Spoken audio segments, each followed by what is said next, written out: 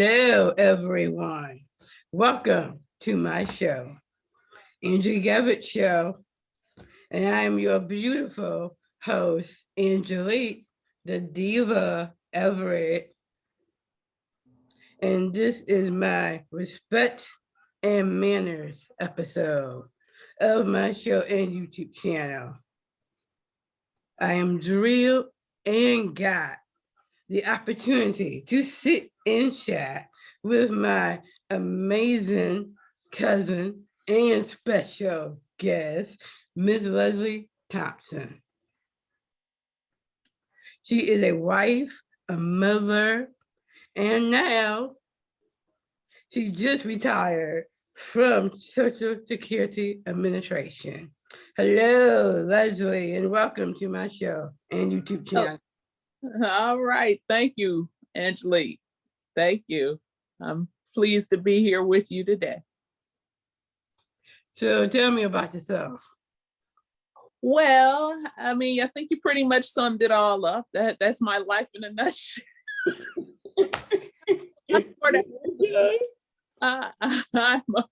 I'm a forgive us. Just forgive us, my viewers. Okay. Oh man, I'm a Buffalonian, educated here in Buffalo, public schools. I graduated from Lafayette High School and Damon College.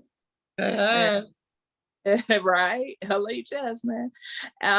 As you said, I'm married and I have one child. I have several godchildren and nieces and nephews. And of course, a beautiful cousin who's hosting this show today. So, well, that's my life. And you got a beautiful auntie. You got a beautiful auntie too. Yes, I do. Yes, I do. Yes, I do. So how are you dealing and coping with COVID-19? Oh man, you know, mask, hand washing, vaccinations, you know, whatever it takes, you know, limit where I go, when I go, and just try to be careful out here and enjoy life, you know. That's COVID-19, right? I hear about that. Mm-hmm. They talking about another variant going around. Yeah, it's mask up and, you know, try to stay safe. And if you get it, take care of it. You know, all the things they tell you to do. You know? Yeah. And matter of fact, it's good that you mentioned that. My aunt, you know my aunt from Atlanta. She basically been sending me emails with the free COVID test, you know, the at-home test. Mm-hmm. So she's been trying to hook us up with that too. So yeah, I have a couple of them. Actually, I did take one. We had gone to Cleveland, and when I got back, I had a little scratchy throat. So I was test to see what's going on. It came back at the end of the day, you know, everything was cool. So yeah. Well, that's good to know that it came negative. So I'm gonna do a little switcheroo a little bit. How many years have you worked at Social Security? Well, I worked there for 39 years. I hired as a pass specialist from there. So that's a lot of years. Yeah, it was. Yes.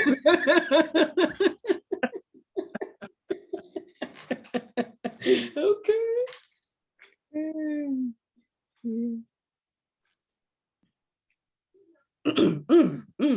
Oh, Angelique, compose yourself now. Compose yourself. Sorry, y'all. Sorry. I got that. I'm getting that out of my system now. Okay. But yes, that's a lot of years. Yeah. It was time to go, I think. It was. And it's a good thing you're mentioning about the PASS program, by the way. That's actually my other question I wanted to ask you. Yeah. So, what is the PASS program? Well, the PASS it's an acronym. So like an abbreviation, what it stands for is Plans for Achieving Self-Support.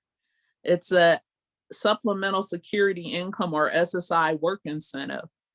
I was a member of what they call a PASS cadre. So that's a group of people who are trained to process the PASS applications and to monitor the progress of people who are engaged in the PASS, who are doing that, who are working on their goal and trying to achieve a work goal. Oh, That's what it is. So basically what it is that people with disabilities who are receiving Social Security disability, or as they call it, some people call SSD, or who are receiving Supplemental Security Income, SSI, who are working with a vocational counselor, have a vocational goal, and need some financial help. They fill out an application for the PASS work incentive. And on that application, the applicant states what their work goal is and what they need to do in order to reach that work goal. Usually the vocational counselor or rehabilitation counselor or other vocational professional will help the individual develop their plan.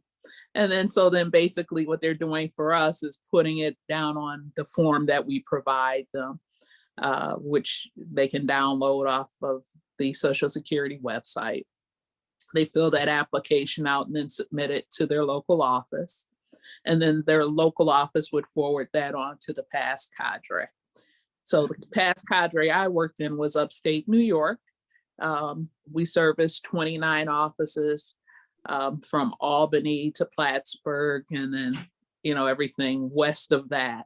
So we didn't service downstate New York. So the Poughkeepsie area, that was handled by somebody else. So that's what a PASS is. ah, okay. Mhm. Well, this other question I really don't even have to ask you technically, but since you mentioned about SSD, what is SSD? Okay. Social Security disability is a benefit that is available to people who have a disability and who are, approved for it. They have to be what we call insured. Well, not we, what the agency calls insured. That means that they have done some work under the FICA system, and they have been found to be disabled, and they can collect money from that. It's an insurance program that you pay when you work, or your parents pay when they work, and it gets you what they call insured status, and then you can get a benefit from that. Oh, Yeah. that's interesting. I just had to ask that question when you mentioned Oh, it. So, yeah, that was a surpriser, but that's fine. okay. Well, I figured to ask the question because you mentioned SSD. I'm like, okay, yeah, I know I get SSI. I Yeah. never heard of SSD, so I'm like, let me ask you that question. Yeah. Yeah. Social Security disability and SSI, the same disability, if you have a disability under the one, you could be considered for the other program as well. SSI is what they call needs-based. So that's based on your income and resources. And that's, kind of where the PASS comes in, because on the PASS application, the form SSA 545, the applicant states what their work goal is and what money they expect to earn when they pursue the work goal that they're going to pursue. So what they've worked on with their vocational counselor and whatever it is that they decided they wanted to be or to do, they would write that down on the application. And they tell about their disability and the limitations or obstacles that they expect that they may encounter in pursuing their work goal. The PASS applicant should do some research regarding their goal.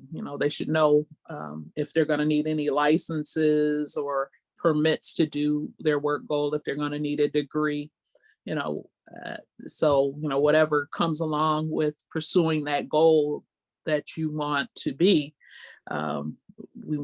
what PASS can do is help you financially, save up the money that you need to reach the goal. The whole idea behind the PASS is that the individual who's pursuing that would become what they call self-supporting. That means that they would rely more on their work activity to produce their income than they rely on the supplemental security income benefits that they receive or the Social Security benefits that they're receiving. Oh, that's very interesting. Okay. Okay. All right.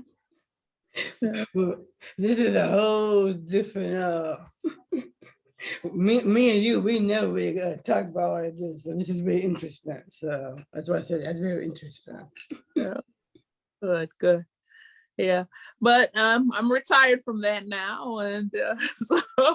Well, the good thing you mentioned that, because that is actually my last question for this topic in the world. So I'm not gonna even ask you this question that I had on here. Before that one was, were you in charge of the PASS program? That was the other question I had with that. So Yeah, I mean, yeah. So, as a member of the PASS cadre, and here in upstate New York, was located in the Buffalo office for a while. And, when I started, when the first PASS cadre started, there were 3 people, then there were 5 people, and people would retire. And so it got down to be, a PASS cadre of 1 here, but there are other PASS specialists that I worked with across the country. And downstate New York, there were 2 PASS specialists down there. So, in charge, no, but did I work alone? Pretty much. I mean, you probably didn't have a team working with you. Yeah, so we were a team, but we didn't work, side by side, Oh, well, that's a good thing. You know what they always say, ain't no I in team. That's right. Yeah. So, yeah. Well, now this time, since you mentioned about that you had retired, now we're going to go into that question. So I hear that you are retired. How does it feel to be retired from Social Security? Feels good. I'm enjoying the time off. I get some things done around the house that you kind of don't get to do because you're working. So it's been nice so far. It's not been that long, so I'm not bored yet. People keep asking me that. Are you bored? And I'm like, yeah, no. got enough to do, so I'm good. That's a good thing. Yes, it is. At least you're happy. Yeah, I am. Yeah. And you're not bored yet. Not bored. Thanks to people like you, put things on my schedule to do. Yes. So you see me doing this. Usually I don't wake up that early, but if I'm doing something like this, then I will wake up early. So, because I'm not a morning person. So, everybody should know that, including Grandma. I'm glad that I didn't take that 10 o'clock time slot you offered. Well, I could have woke up earlier though. So, I can't say that I woke up earlier yesterday, went out. And still came back before 12:30. So yeah. You're just not a 5:30 in the morning person. Yeah, I don't do that now. Somebody tell me. I just be looking at them like, you can do that. I ain't doing that. And you better not call me waking me up either. Not no 5:30. Heck no. And Grandma would tell you that too. So, meanwhile, compose yourself, Engelic. Compose yourself. All right. Well, this is something new that I haven't did in a while. Now this time I'm going to be reading a couple of inspirational quotes that I kind of just found on respect and manners, since this episode is actually based on respect and manners. So I'll be reading a couple of quotes from Jackie Robinson and Clarence Thomas. Now I know you probably know something about Jackie Robinson, Leslie. Yeah, number 42. The first African-American baseball player. Now this is the one from Jackie Robinson. I'm not concerned with you liking or disliking me. All I ask is that you respect me as a human being. Now that one's from Jackie Robinson. This other one is from Clarence Thomas. Good manners will open doors that the best education cannot. That one is from Clarence Thomas. I like those two. I can get with those. I can get with those. Okay. Yeah. Respect is, a basic,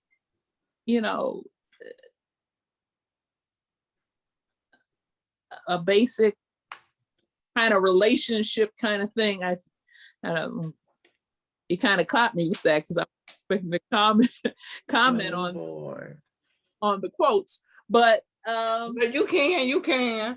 Yeah. That's why I mentioned about the quotes and read them, so you can. Yeah, but it's all on you. My thoughts here. Respect is something that people want to receive and to get. You want to be respected, but in order to get, that, you have to also value the person that you want the respect from. You can't expect what you don't give. So I mean,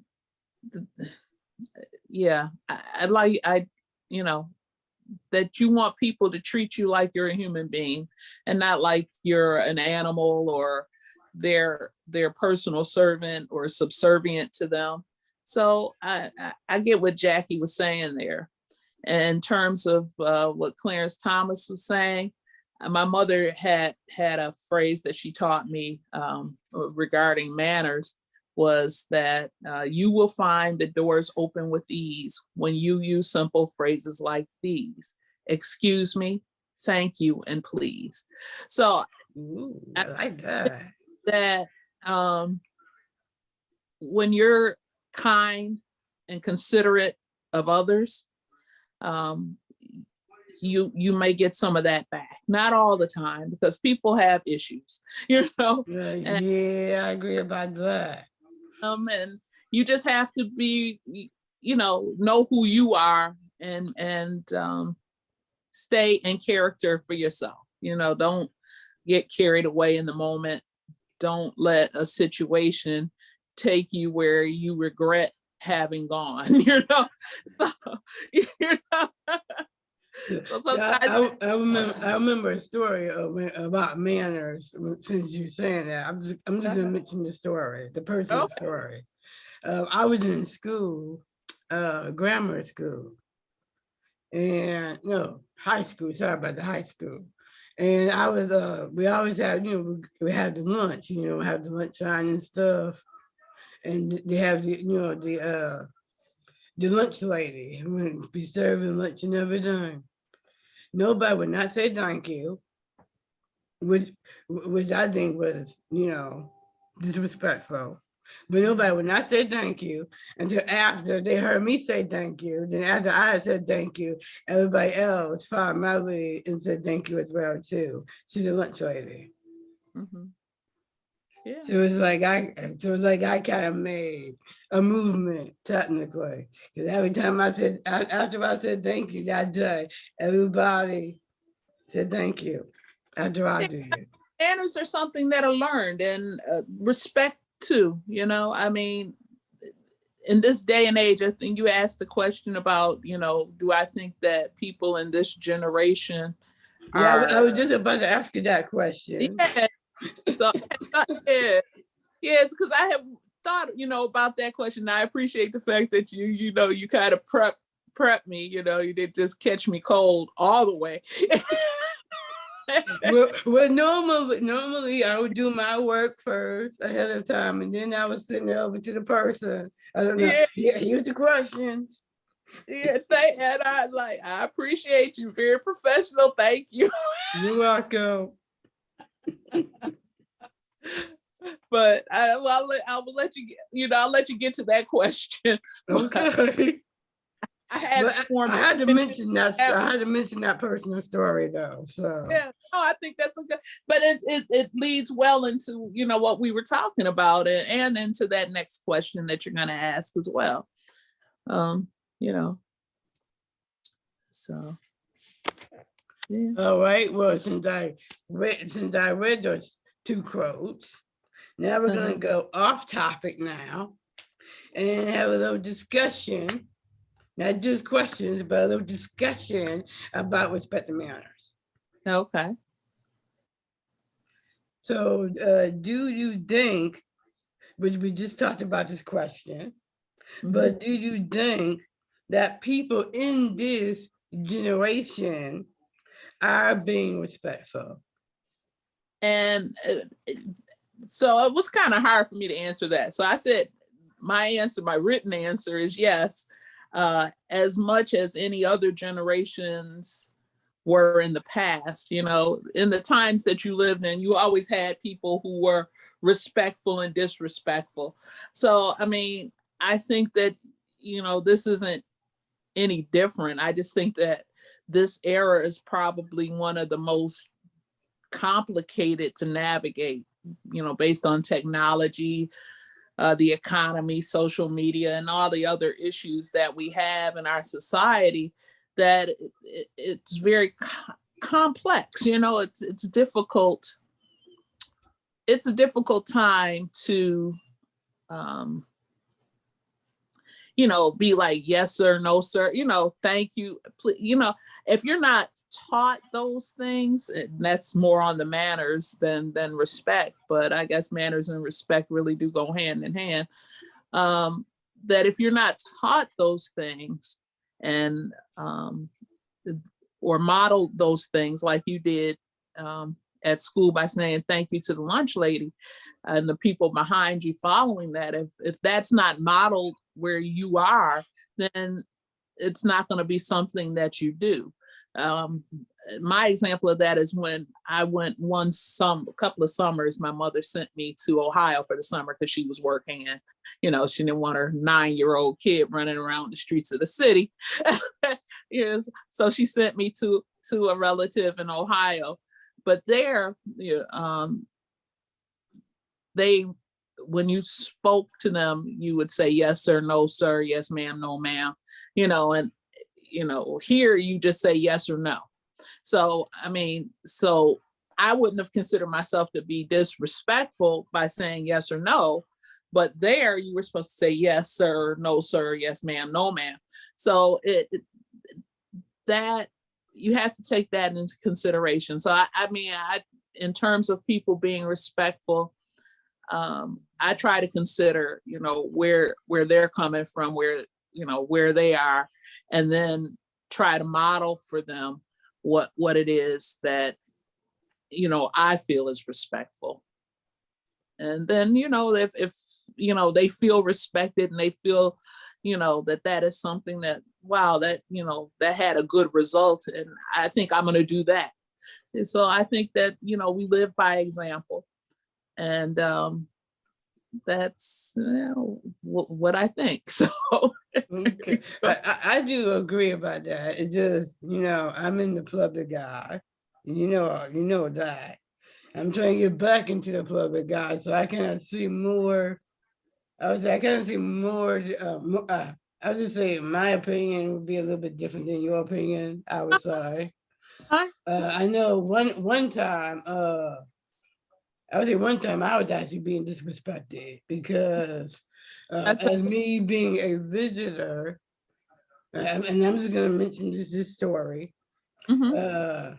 Like how would you feel? I'm just saying, how would you feel if you were talking to somebody and they basically looking down at their phone, not even giving you eye contact? Would that consider not being respectful? Again, you know, I I've dealt with a lot of kids, and that, that's the way it is. Back in the day, we didn't have cell phones. You know what I'm saying? You didn't I have agree. this tool that you carried around, and other people are talking to you. It was kind of an undivided attention thing. So I mean, if it was bothering me, I guess maybe because I'm older, and if somebody was looking at their phone, I would say something to them. I wouldn't feel necessarily disrespected, and I'm like, you know are we talking, or is there some, do you want me to wait, or I don't know, but is it disrespectful? Yeah, yeah, but is it part of the times? Yeah, I mean, should we accept it? I don't know, so Well, you know me, I would say something. I totally did say something as well too. So I but how bas- did I how did basically told the person, she was basically looking at the phone. I uh-huh, was talking to her, uh-huh. and she basically was telling me, well, it's around the time for us to be in our phones and stuff like that. I said, yeah, I get that. But but when I talk to somebody else and their uh, phone savvy, at least the other person would give me the proper eye contact Okay. as I'm talking to her though. So you, on the Yeah, other hand, basically is yeah. not being respectful to me by you not giving me eye contact, but the other person would technically. So, Okay. Oh, that you're right, I and think. I basically told her that too. And she basically didn't even say nothing either. I'm like, okay, Uh-huh. keep on putting your eyes in the clouds. Okay. Okay. Yeah. Yeah. Just don't look at me and just don't look at me and then I'm gonna talk to you though if you're not gonna give me the proper whatever you want to say it, the proper respect or whatever you want to say it. So if you Uh-huh. want to talk to me, Yeah. so Yeah. Yeah. Yeah. I mean, right. you So give me eye contact, I'll give you yeah. eye contact. You're not gonna give me eye contact, I'm not either. So Okay. I think, I probably, if if we're not going to be able, if we're not going to talk, then I guess I can spend my time some other kind of way, I guess. yeah, I you don't, got that, I can talk to somebody else. because I've not, well, I guess my godson probably does do that a little bit, but I have to think about it. But I don't, I didn't feel disrespected because he did that, but maybe I should have. I don't know. Okay. I just say, are you talking to me, or are you playing on your phone? They're like, I'll I talk, agree about that. you know, talk, and that would be it. But yeah, yeah. So I mean, there's a lot. It's a rough world out here, Angelique. It's a rough world. To nowadays, people don't even have any manners either. No, and I'd hate to generalize that people don't have any manners. But some people do. Yes, I agree. But some kids do, some kids don't either. Again, But it's how the way you train but them. what people are taught, and I mean, when we were kids, well, me, probably 40 years earlier than you, but when Yes, we I never thought I was even thought of. mother was Okay.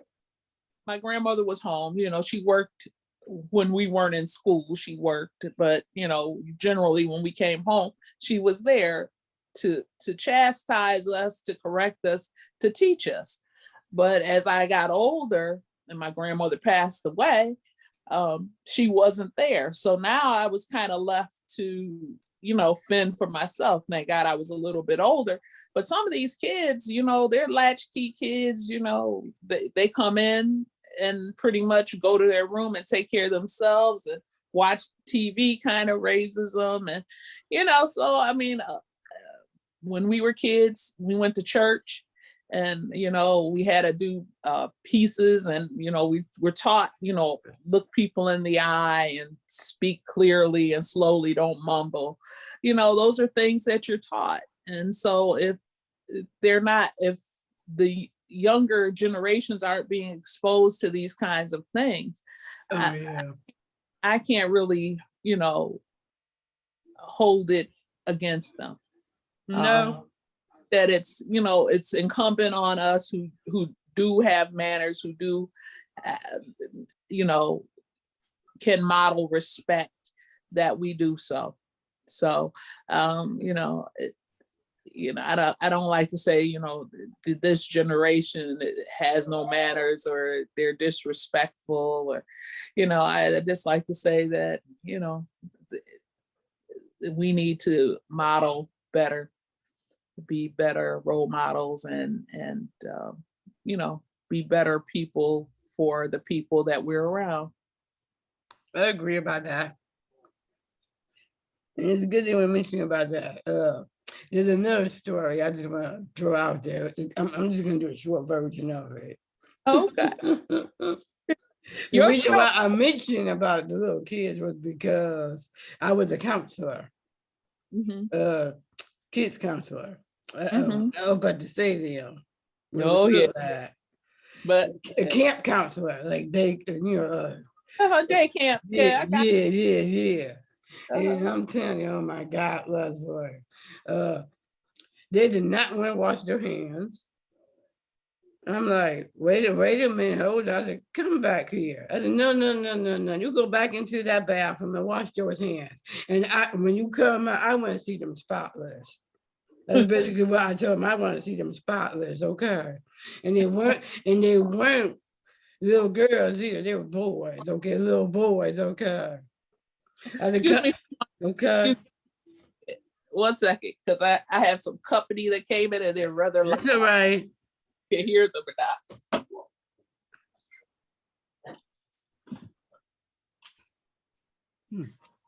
What happened to my little arrow? Sorry about that. That's all right. Yeah, your other cousin came over, and they were a little rambunctious up there. But yeah, I'm telling you, it was like 9 or 10 boys, and they coming out. Did you wash those hands? Like I said, go back into that bathroom and wash those hands. They came back and they were spotless, all right. They drew water in my face. What? Okay. Yeah, that was rude. But yeah, they were playing with me, they're messing with me. So doing water at me and stuff like that. I want to see them spotless.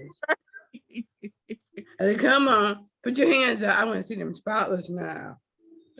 Well, see, you were like the COVID-19 preventer back then. Okay. Somebody wasn't checking up on who was washing their hands. that is like one time, it was one little boy that was cussing so much.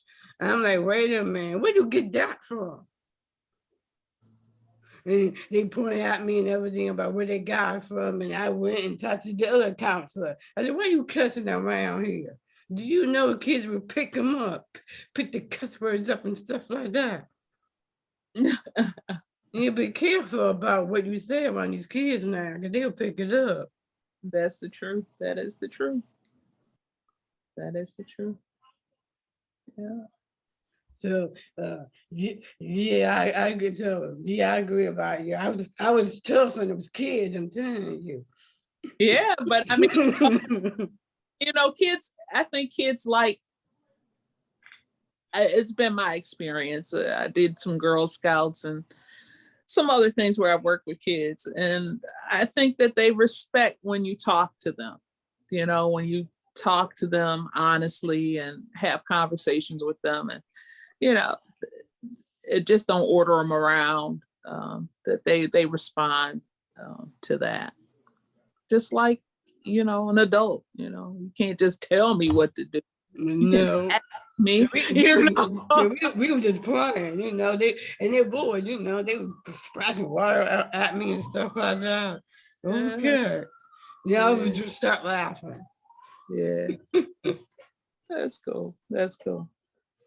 So, so what is your opinion about people being polite and having manners in general?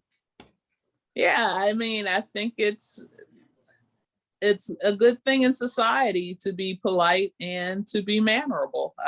Just like my mom said, again, you will find doors open with ease when you use simple phrases like these: excuse me, thank you, and please. It's just good to be polite. Somebody does something for you, you say thank you. You need to get past somebody, or you need to interrupt someone, you say excuse me. And and you say please, and I think those are acceptable standards, and should be implemented in life's day-to-day use. I don't see a problem with it. See, don't think we should shuffle around saying yes sir boss, but but thank you and please and excuse me, I don't think those are hurtful things. No, it's not. And every once in a while, open up a door for somebody. Yeah. Because I know I do that. So. Uh-huh. Yeah. Especially if older women come in or whatever, just open up the door. Uh-huh. Yeah. Yeah. Or give the seat to somebody, like in the bus or something. Uh-huh. Yeah. Yeah. I mean, it's an offer, I mean, Yeah. don't be offended if they don't take it, No. Yeah. So they even open up the door for you too. They open up the door for me. Mm-hmm. Yeah. And it's a good thing we're mentioning about manners and being polite and stuff like that. It was not out yet. My second book is technically based on respect and manners and how to be polite to yourself and others. So, I had to kind of drill that out there now. Okay, well, that's about, man, self-promotion. Nothing's wrong with that. You know it. I got to advertise for myself now, even though it's not out. It's not out yet. It's on hold, but I got to talk about my second book now. Yeah, I'm looking forward to it. Olivia the Bully. Yeah, I like that one, and I'm looking forward to the next one. Cool now. Well, this one got a cool name too. So. Okay. All right. It does have Olivia in it, but it's really Olivia and the Flying Meatballs. Oh. So, yeah. All right. That's going to be a good one.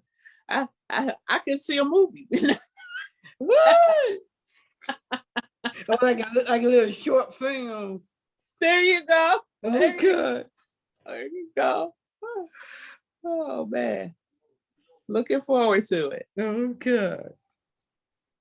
But yeah, how to do this episode on respect the manners, and how to draw out the book.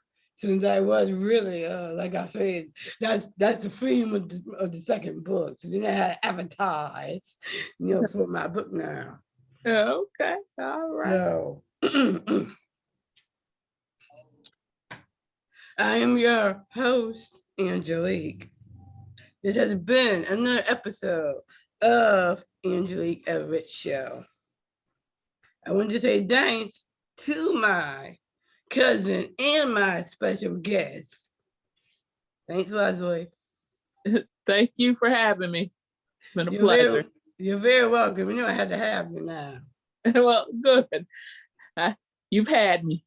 How was it? No. It turned out to be good. Turned out to be nice. All right, good. Now, do not forget to use Engelic Show to like me on Facebook, follow me on Instagram at Engelic EE Show.